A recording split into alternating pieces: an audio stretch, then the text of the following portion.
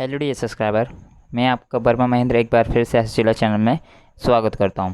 जैसे कि हम लोग पिछला वीडियो देख चुके हैं अमृता की कहानी, जो कि हमारा पार्ट 4 था।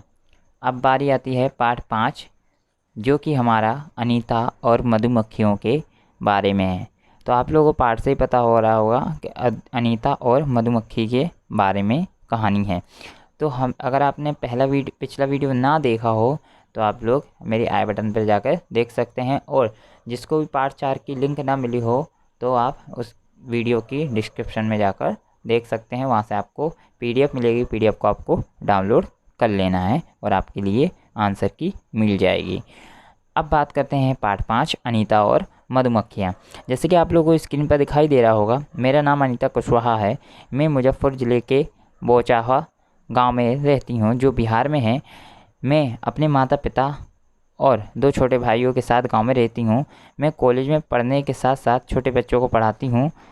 मैं मधुमक्खियाँ पालने का काम करती हूँ।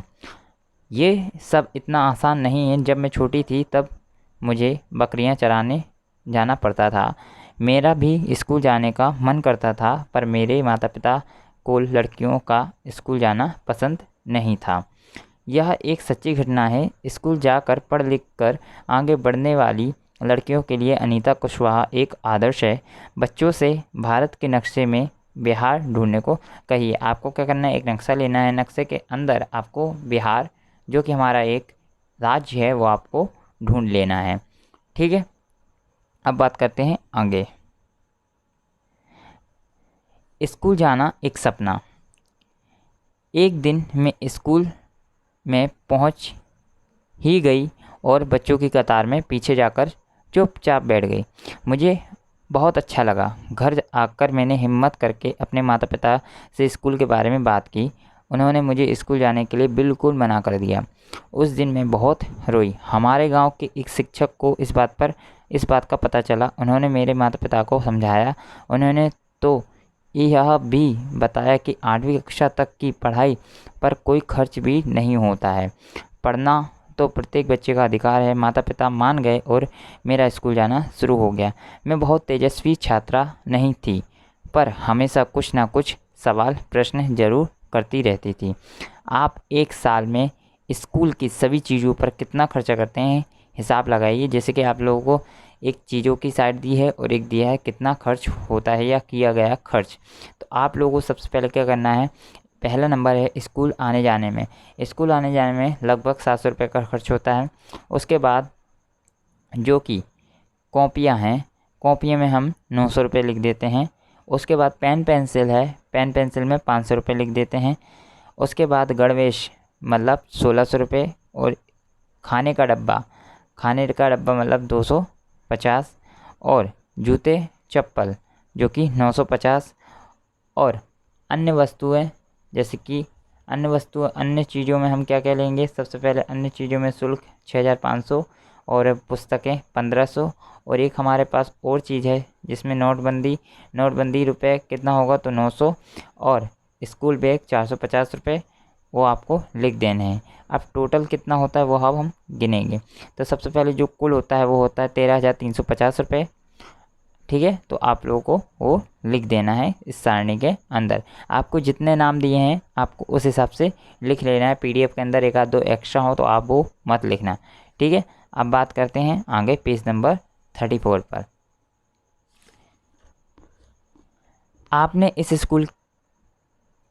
आपने इस साल स्कूल की किताबों के लिए कितना खर्च किया। तो कुछ इस प्रकार से आपको आंसर देना होगा कि मैंने 1500 के आसपास। ठीक है, नेक्स्ट क्वेश्चन है, अपने मनपसंद गणवेश का चित्र अपनी कॉपी में बनाकर रंग भरिए। तो आपको क्या करना है, अपना जो भी स्कूल का ड्रेस हो वो आपको बना लेना है, उसमें रंग भर देने हैं। पढ़ाई जारी रही। मैंने 5वीं कक्षा पास कर ली। मुझे पता चला कि अब पढ़ने का खर्च बढ़ गया है। मेरे माता पिता मुझे पढ़ाने के लिए तैयार न थे, पर मुझे तो पढ़ना था। मैंने हल ढूंढ लिया। मैं अपने से छोटे बच्चों को पढ़ाने लगी। उससे मुझे रुपए मिलने लगे और मेरी पढ़ाई जारी रही। आइए बात करें, प्रत्येक बच्चों को पढ़ाने का अधिकार 8वीं कक्षा तक तो मुफ्त में पढ़ा जा सकता है। इस विषय में अपने विचार बताइए। तो आपके क्या विचार हैं, कुछ आपको यहाँ पे बताने होंगे। ठीक है, अब बात करते हैं। धीरे धीरे मैंने अन्य लोगों को समझाना शुरू किया कि वे सभी लड़कियों को स्कूल भेजें। मेरे माता पिता ने भी मुझे मदद करना शुरू कर दिया। घर का सारा काम मेरी माँ ही कर लेती थी, जिससे मुझे पढ़ने के लिए काफ़ी समय मिल जाता था। नेक्स्ट, मधुमक्खियाँ पालन। हमारे इलाके में बहुत सी लीची के पेड़ हैं।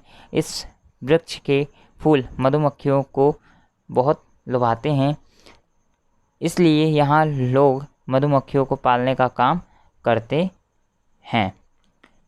ठीक है, सरकार द्वारा इसकी तालीम भी दी जाती है। मैंने उस तालीम में भाग लिया। तालीम में भाग लेने वालों में मैं अकेली लड़की थी। अक्टूबर से दिसंबर तक का समय मधुमक्खियों के अंडे देने का होता है। मधुमक्खियों के पालन का सबसे अच्छा समय यही होता है। अब नेक्स्ट क्वेश्चन हमारे पास आ रहा है, आपने किसी जीव जंतु को फूलों पर आते देखा है? इनके नाम पता करके यहाँ आपको लिखना होगा। तो किस प्रकार आप लिखेंगे वो आपको यहाँ देखना होगा, जो कि आपको PDF के अंदर भी मिल जाएगी और वैसे भी आप लिख सकते हैं। ठीक है, तो हम कुछ इस प्रकार से देंगे कि सबसे पहले हम लोगों ने कौन सा देखा है, मधुमक्खी और तितलियों को, जो कि कीड़ों पर बैठते हैं। ठीक है, नेक्स्ट, वे फूलों पर क्यों आते हैं पता कीजिए। तो वो क्यों आते हैं, तो कुछ इस प्रकार से आंसर देंगे, वे अमृत इकट्ठा करने के लिए फूलों के पास आते हैं। उसके बाद कॉपी में उनके चित्र बनाकर रंग भरिए। तो आपको क्या करना है, मधुमक्खी का चित्र बनाकर उनमें रंग भर देना है। जब मधुमक्खी उड़ती है तो इस प्रकार की आवाज़ होती है। आप उस आवाज़ की नकल कर सकते हैं। तो आप लोग घर पे बैठे हो तो आप लोग ट्राई कीजिए मधुमक्खी किस प्रकार की आवाज़ करती है। नेक्स्ट, मधुमक्खी पालक के रूप में। मैंने अपना मधुमक्खी पालन का कोर्स पूरा कर लिया, परंतु काम शुरू करने के लिए रुपयों की ज़रूरत थी। मैंने बच्चों को पढ़ाकर 5,000 रुपये इकट्ठा किया। इन रुपयों से मैंने मधुमक्खी पालने के 2 बक्से खरीदे। एक बक्से की कीमत 2,000 रुपये थी। बाकी बचे रुपये से मधुमक्खी के लिए चाशनी तैयार करने हेतु चीनी और छत्ते को साफ करने के लिए दवाई खरीदी। नेक्स्ट, सितंबर का महीना था। दिसंबर तक मेरे पास इतनी मधुमक्खियाँ हो गई कि मुझे 2 बक्से खरीदने पड़े। मैं अभी भी मधुमक्खियों के बारे में सीख रही थी। कई बार मधुमक्खियों ने मुझे काटा भी। इससे मेरा चेहरा और हाथ सूज जाते हैं। दर्द भी बहुत होता है, पर कहती किससे। यह काम तो मैंने अपनी मर्जी से शुरू किया है। उसके बाद पता कीजिए मधुमक्खी के काटने पर लोग क्या करते हैं। तो मधुमक्खी के काटने पर लोग क्या करते हैं, वो आपको अपनी राय इसमें देनी होगी कि आप कौन से प्रकार की दवा लगाते हैं या आप क्या करते हैं। तो वो आपके मैं छोड़ता हूँ। ठीक है, वो आपको सॉल्व करना होगा। नेक्स्ट, अपनी कॉपी में मधुमक्खी का चित्र बनाकर रंग भरिए और अपना मनपसंद नाम दीजिए। तो आपको क्या करना है, सबसे पहले मधुमक्खी का चित्र बना देना है और वहाँ पे रंग भर देना है। उसके बाद लीची के फूल फरवरी में खिलते हैं। मैंने अपने चारों बक्सों की लीची बगीचे में रखा। मुझे हर बक्से में 12 किलोग्राम शहद मिला, जो मैंने बाज़ार में बेचा। मधुमक्खी पालन में मेरी पहली कमाई थी। अब मेरे पास 20 बक्से हैं। तो अनीता के 20 बक्सों की कुल कीमत कितनी होगी वो आप लोगों को ज्ञात कर लेनी है। तो ये बहुत इजी है, क्योंकि अनीता के पास 20 बक्से थे, तो उसकी कुल जो लागत होगी वो हमारे पास कितनी होगी। आपको यहाँ कुछ इस प्रकार से करना होगा, क्योंकि उसका 20,000 आंसर हो जाएगा। ठीक है, नेक्स्ट, मैं हर रोज़ साइकिल से कॉलेज जाती हूँ। कॉलेज गांव से 5 किलोमीटर दूर शहर में है।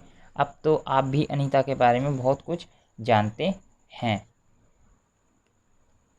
नेक्स्ट, अनीता को पास के गांव में भी सभी लोग पहचानने लगे हैं। वह गांव को सभी बैठकों में जाती है और प्रत्येक को पढ़ाई का महत्व समझाती है। कभी कभी कुछ लोग उस पर हंस जानते भी हैं, लेकिन अनीता को पता है कि उसे क्या करना है। अनीता शहद की बहुत बड़ी व्यापारी सौदागर बनना चाहती है, जिसे वो लोगों को शहद की पूरी कीमत दिला सके। पहला, पता कीजिए। पता करना है तो अनीता और अन्य गांव वालों 1 किलोग्राम शहद के बदले 35 रुपये मिलते हैं। आपके शहर में 1 किलोग्राम की शहद की कीमत क्या है? तो हम लोग कुछ कहेंगे 270 रुपये है लगभग। आपके घर में शहद इस्तेमाल होता है किस काम के लिए? तो मैं कहूँगा कि होता है इस्तेमाल किस चीज़ के लिए, वो आपको खुद से देखना है। ठीक है। हर छत्ते में एक रानी मक्खी होती है जो अंडे देती है। छत्ते में बहुत सारी काम करने वाली मक्खियाँ होती हैं। ये दिन भर काम करती हैं। नेक्स्ट, वे फूलों के आसपास मंडराती हैं। वे शहद के लिए फूलों से रस एकत्रित करती हैं। आप किसी एक मधुमक्खी को रस मिलता है जो वह एक खास तरह का नाच करती है। उससे दूसरी मधुमक्खियों को पता चलता है कि रस कहाँ है। कामदार मक्खियाँ छत्ते के लिए बहुत महत्वपूर्ण हैं। इन मक्खियों के बगैर छत्ते या शहद का संग्रह संभव नहीं है। शहद के बिना छत्ते की सारी मधुमक्खियाँ भूखी रह जाती हैं। आपके सामने अब नेक्स्ट क्वेश्चन आ रहा है कुछ इस प्रकार से, मधुमक्खी के अलावा कौन से जीव जंतु समूह में रहते हैं? तो आप लोगों को कुछ इस प्रकार से लिख देना है कि कौन कौन से आपके समूह में रहते हैं, जो एक साथ रहते होंगे।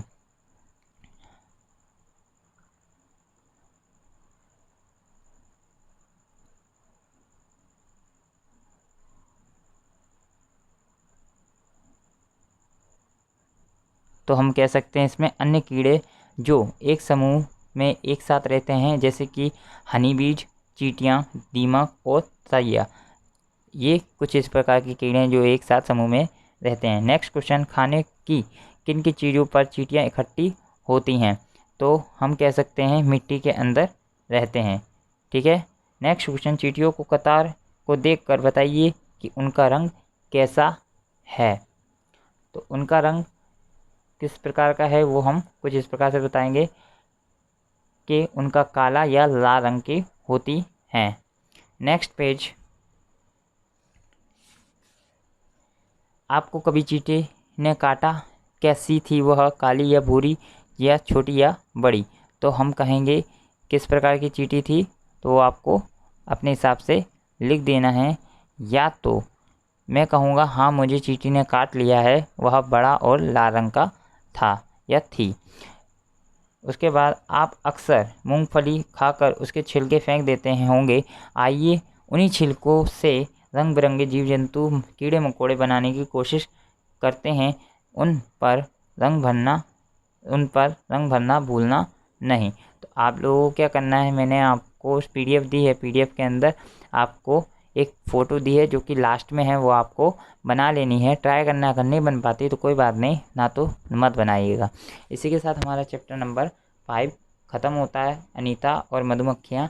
आपको ये पार्ट कैसा लगा प्लीज़ कमेंट सेक्शन में ज़रूर कमेंट करें, और डिस्क्रिप्शन में मैं इसकी आंसर की प्रश्न उत्तर दे दूँगा PDF बनाकर, तो आप वहाँ से डाउनलोड करके आप अपनी कॉपी में लिख सकते हैं। और ज़रूर बताइए कमेंट सेक्शन में आपको वीडियो कैसा लगा, और वीडियो को लाइक कर दीजिए। अगर आपने चैनल को सब्सक्राइब ना किया हो तो चैनल को सब्सक्राइब कर दीजिए।